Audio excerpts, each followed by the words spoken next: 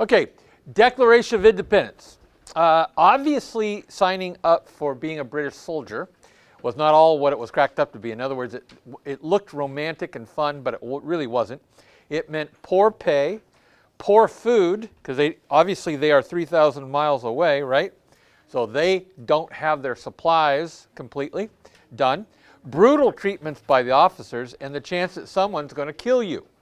So Britain hired German Hussars, otherwise known as, it came from an area in Germany called Hessian, and out of that, 30,000 of those troops that were hired from Germany came to places like North Carolina and Virginia. And after the war and during the war, out of the 30,000, 12,000 of them deserted. They saw what was happening, they knew they were going to lose, and so they left. And of those 12,000, almost all of them did not return to Germany. They became American citizens, believe it or not. So the fact that Britain wouldn't even commit its own troops to the American effort, the battle, was obviously an indication of how lightly they took the entire battle. Now, there's a guy that I want to keep you in mind of. This is the guy's name. He's very famous, and there's a place that you can ask your parents if you're back east to go visit. The place is called Williamsburg, and it's in Virginia. Now, Williamsburg is, now this is kind of a weird thing. Mariah, pay attention. Right here. Keep your hands to yourself. Thanks. Here's the deal. Williamsburg is like Disneyland. You go there, it costs a fortune to go, not as much as Disneyland, but it's pretty expensive. And you go there, and when you walk in, you literally have to park in this parking lot that's giant, and they take you on trams to Williamsburg. And Williamsburg has been preserved. So it looks exactly like it did in 1776. There are pubs there, restaurants there, hotels there, etc., but they all look like you are walking back in time 300 years. You follow? And everybody is dressed up like colonials. So when you go, like at Disneyland, they have shows, or at Magic Mountain or SeaWorld, they all have shows. At Williamsburg, they have shows, and they show battles between the redcoats and the bluecoats. They also show Thomas Jefferson coming and giving one of his famous speech. But there's a guy that is really the absolute important person for the Declaration of Independence, and this is the guy's name. Thomas Jefferson. No. Probably more important is Thomas Paine. Thomas Paine wrote a book, and I want you to write this down if you are taking notes. The book was called Common Sense. Common Sense. It's right here, sweetheart. C-O-M-M-O-N. Common Sense. Now, what did Common Sense say? Common Sense basically said that King James, the King of England, the guy that's in charge of everything, that had started this war, that King James was in fact a bully. And in it, he made, in Common Sense, he made the case that Americans needed to revolt, and they needed to revolt now. Now, just so you understand, this is 1776, January. 500,000 copies are sold in 2 years. Now, you got to remember that the entire population of America back then was 2.5 million. So approximately 1/6 of the United States, in fact, had a copy of this Common Sense. You figure 4 or 5 people per family, that means every household had a copy of this book. Thomas Paine's, this little girl right here, I don't know what. Thanks. Thomas Paine made the intellectual argument that it was common sense for America to get away from King James the Bully. It is singularly considered the book that actually turned the tide of American thinking towards getting away from England.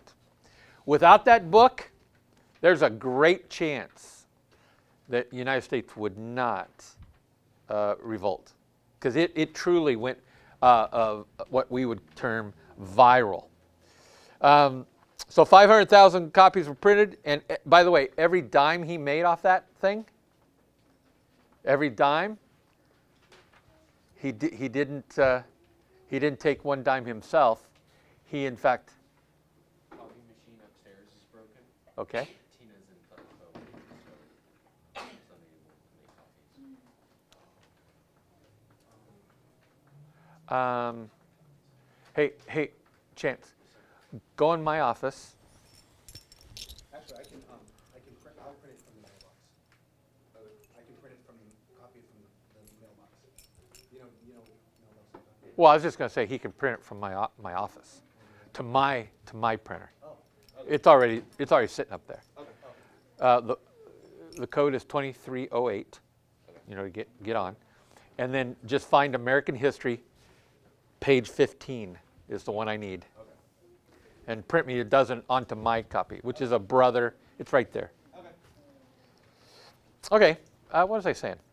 Oh yeah, 500,000 copies of this thing. He didn't get a dime, even though back then 500,000 copies at a nickel a piece, that was a lot of money. He took every dime and he gave it to the U.S. Congress to support the war. Because remember, they don't have common currency at the moment. They don't have a common economy at the moment. So how are you going to pay the soldiers that are going to have to fight these redcoats? Common sense was one of the big ways that the United States actually fought that through. Any questions about Thomas Paine? How much did it make? Do you know? I don't know. Oh. Well, a nickel times 500,000 copies, so whatever that is. Remember, a nickel, remember the Louisiana Purchase? We're going to talk about that today. But the Louisiana Purchase was purchased from France for 3 cents an acre. So you can imagine what a nickel is worth back then. A nickel's hardly anything now, but back then it was a lot. Yeah. $25,000. Is that how much you made? Did you calculate that out? Good for you. Well, can you imagine how much $25,000 would be when the average wage was like $1 a week? I mean, $25,000 for one guy? And for him to say, hey, I believe in freedom, remember the overall arcing cause, the freedom of religion. I believe in that so much that I'm going to take what I did, my hard-earned, I got it published, 120,000 I think in the first year, 500,000 overall, and he gave all that money. It'd be like giving if you had $25 million, that's all you had, and you gave it to the government, that's exactly the same way. Kind of weird. Okay. How did the Declaration of Independence come to be? A committee. Congress decided that it needed a committee to figure out how to make the Declaration of Independence sound exactly what they wanted to say. Who was on that committee? It's on your notes here for those of you who have it. A committee was formed by the Continental Congress to write the Declaration stating its independence. Number 1 was our friend Benjamin. That's right. Benjamin Franklin. And a guy who I believe is the greatest of all the patriots that started our country. The second guy on that committee was a guy by the name of John Adams. He was the 4th president. Second. So John Adams, who happened to be the vice president, right? But he also became the president. He lost in 1800 for a 3rd term at the executive level to a guy by the name of Thomas Jefferson, and by another guy by the name of Aaron Burr, which we're going to talk about. That guy who was just an awful person, by the way, like slime ball, like ew. John Adams was a man of God, unbelievable man of God. He was from Massachusetts, a place called Braintree. What a great name for for a couple other guys, people that you may not have heard of, but were incredibly important. Roger Sherman. Yep, he was one of the guys that was called to make this lovely deal called the Declaration of Independence. I gotta spell this right. Is it Livingston? Stun, yeah. And then another guy who's very important. This guy here was a key player in the Louisiana Purchase. He happened to take a boat for 2.5 months to get to France in order to negotiate the purchase along with James Madison. Madison or Monroe? I can't remember. I have to look. Question? Wasn't Abigail Adams Sean's husband? Yes, that's correct. Abigail. Now remember, I told you the story about it, Abigail. She ran the farm by herself. She had all sorts of kids. John Adams, for over 4 years, never came home. Ever.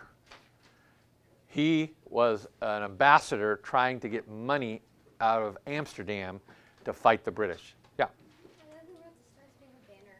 Who's that? Francis Scott Key. That's correct. And we're going to talk about that in our next thing because the War of 1812 is right around the corner in our timeline. And the War of 1812 is called the Silly War. Silly War. Silly War. Yeah, Because you won't believe how it came about. And you also won't believe how it ends. Shh, catch this. In the War of 1812, the final battle, it was called the Battle of New Orleans. The war had already been over for 2 months. But neither side knew it. Because it's not like they had cell phones or anything. They were clear down here in England was 4,000 miles away. And Washington, they had already signed the treaty to end the war. But all the army guys didn't know it, and they kept on fighting in the Battle of New Orleans. It was a superfluous war. Do you have a question, sweetie? My aunt also lives in Virginia. Do you know where? She lives somewhere in Virginia. Well, Virginia's a nice place. If I had a place to live, and it wasn't the islands of the state of Washington, which I believe are the prettiest places in the United States, it would be Virginia, because Virginia is gorgeous. Catch this, guys. The gas stations all look like mansions. The gas stations have marble columns, like the colonial buildings. You know, have you ever seen colonial buildings? That's too bad your computer's not working, because we could throw that up there. But it's all brick and white marble. Well, when you pull into a 7-Eleven, it's brick and white marble in a lot of places in Virginia. It's a beautiful state. I've been to 47 states in the United States, and Virginia is in my top 3. That's how incredible. So if you ever get a chance to go to Williamsburg, so who do you think is the next person, the 5th person, the final person in our committee to write the Declaration? Yeah. Thomas Jefferson. That's correct. So, Mr. Thomas, now he is a red-headed dude. For those of you who are red-headed, you got good company. And he is 33 years old at the time when he writes this. Now, a little bit later on, there's a city that's very important, and you can look this up on a map. It's where the U.S. Naval Academy is. Thomas Jefferson spent most of his time there in a city called Annapolis. You can go to the Capitol building in Annapolis, which is the oldest functioning state capitol in the country. And it also happened to be the capital of the United States for about 8 months after the British knocked out New York and Philadelphia. Only 8 months, and then it transferred, and they built a city, who, by the way, a lot of people don't know this, George Washington himself surveyed the land, remember, in our little film, for Washington, D.C. But before Washington, D.C. was Annapolis, Maryland, MD. You know what oh, there we go. Annapolis, Maryland. You can go to Annapolis, Maryland, and they will give you a tour, or you can go a self-guided thing, and you can go through the Capitol, and they have the original House of Representatives and the original Senate preserved there, and a room where Mr. Jefferson wrote his part of the Declaration of Independence. Now, just so you know, that document was edited a lot. Thomas Jefferson wrote a draft for the committee. Only 75% of his draft made it through. The committee knocked out 25% of it. Now remember, in the Declaration you also have Bill of Rights, which is things like, well, what's the first Bill of Rights? First Amendment to the Constitution is what? You know what it says? We the people. Okay, yeah, well that's the preamble, right? Do you remember what the first, here, listen up. Your very first Bill of Rights says that you have the freedom of religion, and that the government will not establish a religion that will force you to go any direction. It also says that you have the freedom of speech. So the very first one that they thought was the most important thing to get through on this document, freedom of religion, freedom of speech. Don't let people impede that as you grow up and you get in politics yourself. If there's two things you don't want government messing with, it's interposing into religion and interposing into free speech. Even free speech you don't even agree with. That's okay. Chance figured it out. Yay! Let's hear it for Chance. Yay! Raise your hand if you don't have the notes that we passed. Now these are the notes, the new ones, page 15. Oh, yeah, I have that. Yeah, yeah. Yeah, I have that. Anybody not have page 15? 15, 15. And then give me a copy too there, Chance, so I can follow along. Do you? You Thiessen kids are all so cute. Okay. Thank you, dude. You're okay for an Oklahoman. I mean, wait till you see the stuff that I. Oh, yeah, you left? Yeah. What you approved? All the email notifications? Yeah. Right. Okay. Page 13 here. Yep. Page 13. So, France's, we'll finish this and we'll go to our new notes. France's involvement, you already know that I think that without France, we don't win. But France's involvement in December of 1776, girls. 1776, the Declaration's been written.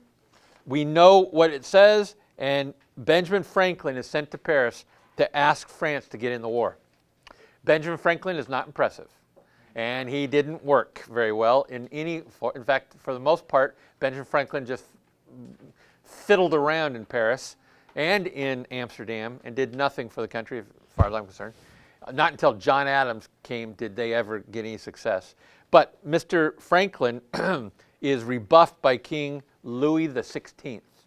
Now, this King Louis XVI, the same guy that says, hey, Benjamin Franklin, we're not getting involved in the United States war, is the same guy, give or take 20 years later, King Louis XVI, in the French Revolution, now catch this, this is kind of sickening, but he's beheaded.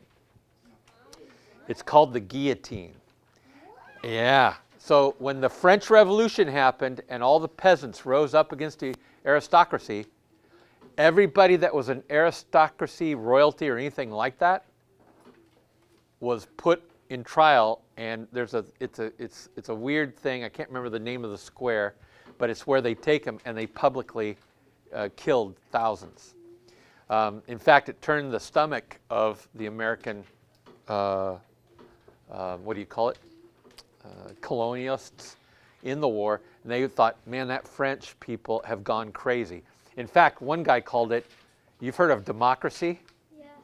They called it mobocracy, because all it meant was all of a sudden a bunch of people got mad, and we got mad at Chance because he's wearing an Oklahoma shirt or something, and we just all gang tackled him and got him into a guillotine, which is basically just a little chopping block thing, and a guy would literally just take him out. It was crazy because mobocracy is always bad. You never want to get involved. You always want to think for yourself. You always want to ask yourself what's right. You never want to go, well, my friend says it's true. Well, that's not good enough. Mobocracy, where you just become a big mob of people and they're angry, and they just, for years, now we're talking like several years, they sought and hunted people who were in royal palaces or who were rich. And they put them under that guillotine and took them out. And it ended, remember I told you about this one word, started with a C, and it was a system that England had, but France had it too. Remember what that word was? Yeah, that's right. What's your name? You're smart there, young lady, for you to remember that. Okay, so this system, the French Revolution, by force, destroyed. Caste. And I'll remind you, for those of you who weren't here, the caste system said that if you were born into a family that was poor, you could never get out of it. If you were born in a family who was rich, you could never date or marry or interact with people who are poor. If you were in born in a family that was a merchant, you could never be a farmer and you could never be royalty. You had to stay a merchant. Merchant means somebody who's a retailer, a seller of things, 7-Elevens, stuff like that. Okay? Questions on any of that? So Benjamin Franklin goes over there. Louis XVI says, no way, I'm not doing it. And then a battle happened. It's called the Battle of Saratoga. Remember I told you there were two battles in the Revolutionary War, Saratoga and Yorktown. Those are the two big ones. Saratoga, the U.S. wins. You can look it up yourself if you want. But here's the deal. When Saratoga won, the French wanted to be on the winning side, and it was at that moment that they sent 2 fleets of ships and some 30,000 troops to the United States. And believe this or not, a lot of people don't know this, and that's why if you go to Williamsburg and you go through those, you can spend a couple days going through that town. You will find that there are French men, army guys that were on our land that fought for us against the British. And if it wasn't for the French Navy, we would not have won. Okay? So a couple people you need to remember. One of the greatest generals ever of the Revolutionary War, and it wasn't Washington. In fact, Washington more or less retreated most of the time. But that was good, because if he didn't retreat, they'd get slaughtered. This guy right here, Lafayette. He's a French general, French admiral. You can look him up on your Google thing. Just go Revolutionary War, Lafayette, and you'll read all about him and how he literally combined with Washington to beat the British at Yorktown, and that was the end of the war, militarily speaking. Questions? Yeah? Is that why there's a Lafayette Square? That's probably. There's also a Lafayette thing in Washington, D.C. that has a little bit of yay for Mr. Lafayette, because if it wasn't for that guy putting his ship on the line, we would be all speaking English and eating, what's that, bangers and mash? What's he always talk about? James? Biscuits and tea? Well, no, yeah. Well, hey, have you guys ever been to Victoria? No. Victoria, Canada? No, I've never been. Oh, my goodness. Now, I already told you where to go last time, but here's a new, Williamsburg's nifty, but Victoria, British Columbia, you've got to go. I mean, tell your parents that someday before you're 18, you've got to go to Victoria. Victoria is basically an English town in North America. But it has its own parliament, and there's a place called the Butchart Gardens. Now, you can remember that one too. The Butchart. Butchart Gardens. Always go in the spring because the flowers are unbelievable. And guess what you can do at the Butchart Gardens?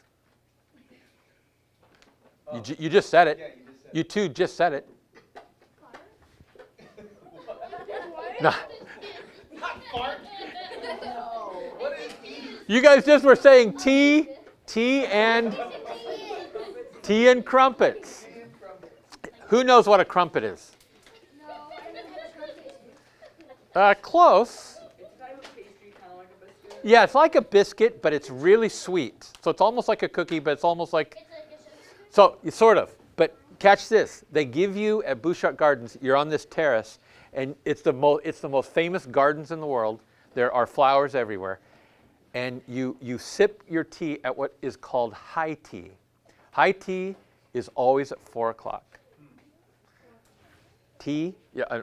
Forgot you got to have your pinky out. Yep, tea and crumpets. It's so good. And normal people drink their tea, with the cup and stuff.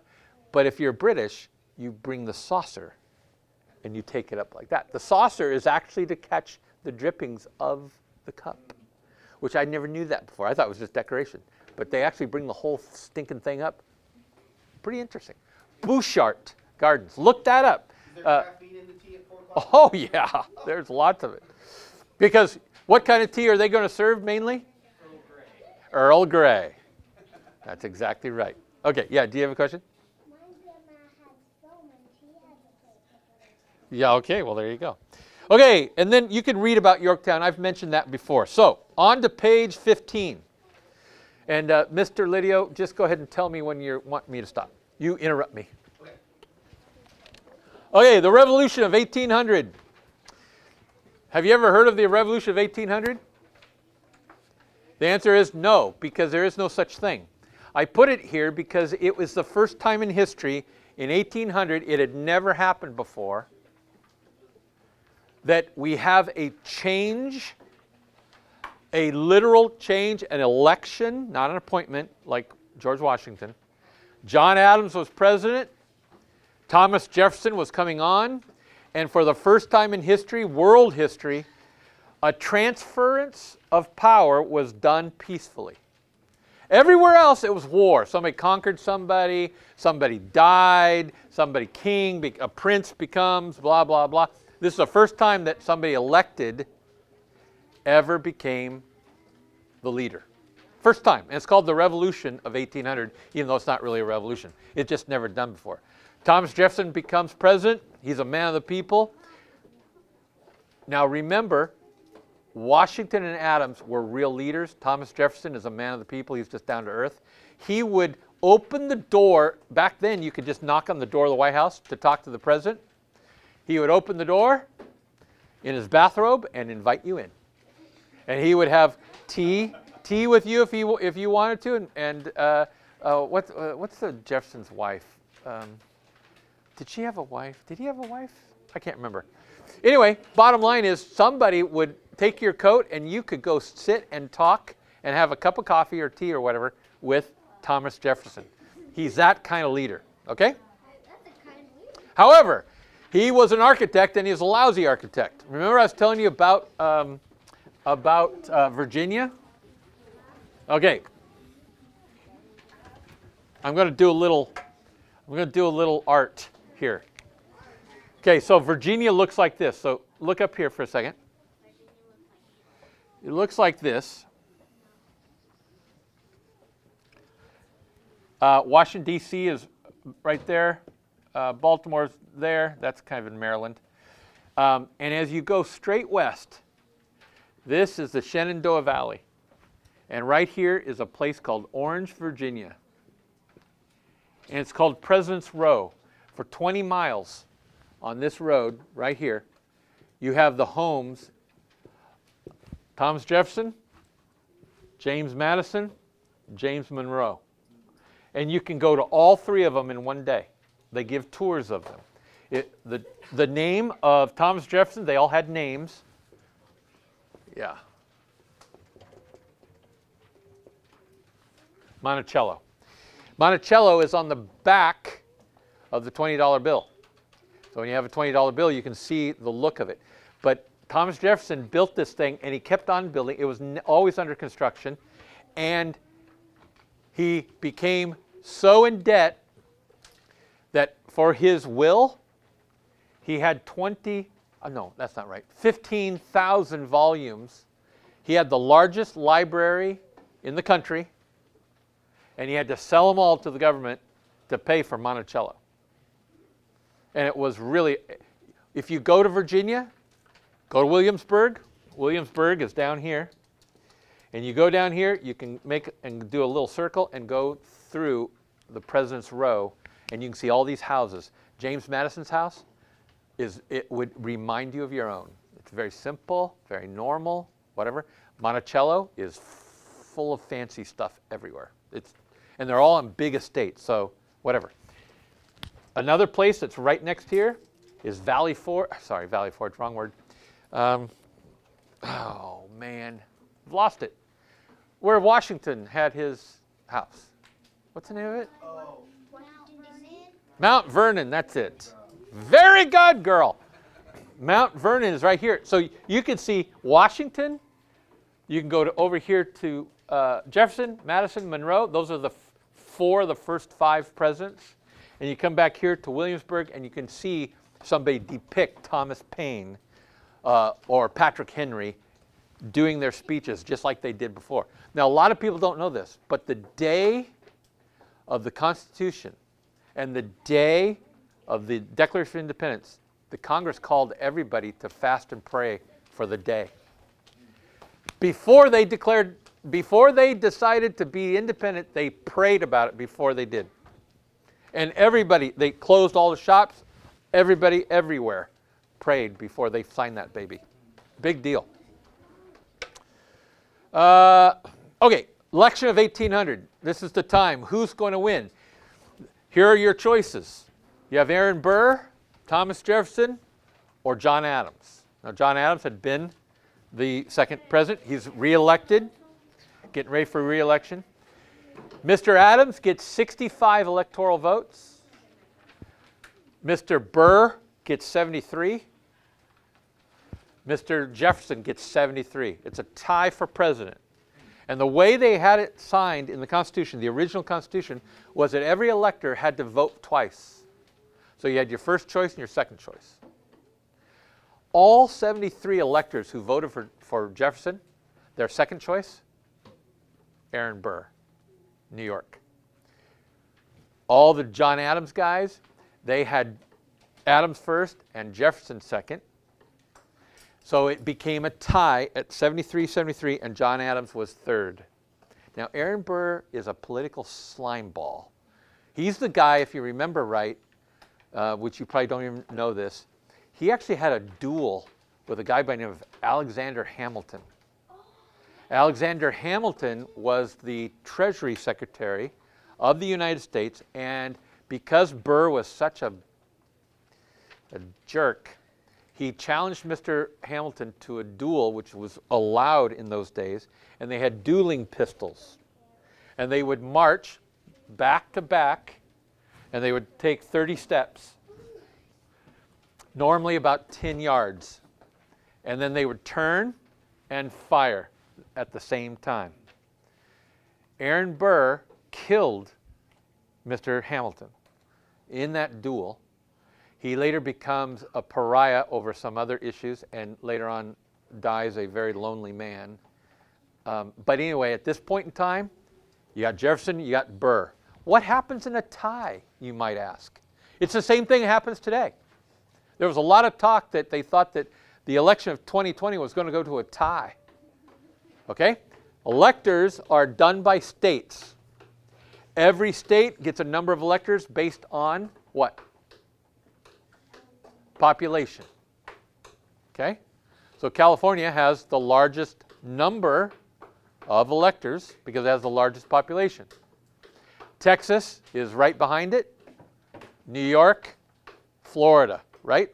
Those are the 4 big states in America as far as electors. Pennsylvania probably be 5th. So, ergo, what do we got here? We got a tie. What do you do in a tie?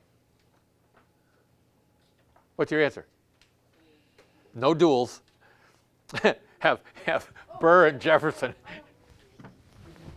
No, that's not it. What happens in a tie? Nope. Flip a coin. No. Yeah. No one wins. I wish. I wish the tie people would go away, and then John Adams would have been reelected, and the country would have been much better off. I know. Did Aaron Burr become Thomas Jefferson's vice president? No, here's what, yes, that actually did happen, but here's what occurs. The Constitution says that if the electors tie, then the election is thrown into the House of Representatives, which of course, as you know, are represented by population. And every state gets a vote. In other words, their delegation votes to who to, okay, I'm going to go with Burr. Okay, then all of California goes to Burr. Even though the delegation might be 15 to 12, there might be 12 guys for Jefferson, doesn't matter, the majority, so that state goes to that. Okay, they voted the first time in the House of Representatives, and guess what happened? Another tie. So they had to go again, because the Constitution says it's got to be decided there. So they go through it all again, vote a second time. What happens? Third time. Fourth time. Fifth. Sixth. Seventh. Eighth. Ninth. 10th. 20th. 30th. 31. 32. 33. 34. 35. Jefferson wins. 35 times in 1800, and Jefferson wins. Burr becomes vice president, has a lousy situation go on. And John Adams, catch this, John Adams is so mad at the things that Burr and Jefferson had been saying about him that he doesn't attend the inauguration. He heads immediately home to Massachusetts. And catch this, is a very, people don't even know this, but on July 4th, 1825, within 3 hours of each other, John Adams dies, and so does Thomas Jefferson. On the same day, within 3 hours, on July 4, 1825. Now, this is the election of 1800. Old age. But they died exactly. They were arch enemies. They didn't like each other whatsoever. They made up through letter in 1809. But it's amazing what a coincidence that happens. Okay? Did you have a question? I was just going to ask, is 35 an over-exaggeration, or is that actually real? No, that's actually real. That's ridiculous. I know. So, okay, my time is up. So mark your page on your notes. Put them away where we left off. And we'll catch back up, and I'll bring you page 14, which we skipped for this time, and we'll come back to that. Because by then I definitely need his TV.